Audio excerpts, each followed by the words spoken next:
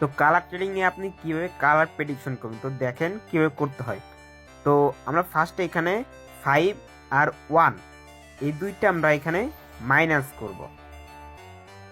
এরপর আমাদের রেজাল্ট আছে 4 আর লাস্ট ডিজিট নিব 6। তো 6 এখন আমরা যোগ দিব। তো যোগ দিলে দেখেন কত আসে, 10। তো এই 10 আমরা এখন মাইনাস করবো 1-এর সাথে 0।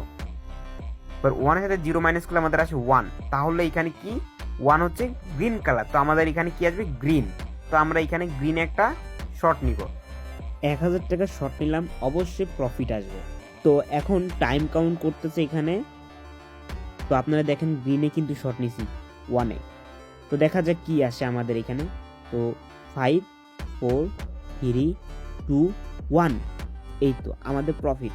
তো যারা কালার ট্রেডিং করতে চান, আমার টিকটকের প্রোফাইলে টেলিগ্রাম গ্রুপ লিঙ্ক আছে, লিঙ্কে ক্লিক করে আমাদের গ্রুপে জয়েন করেন।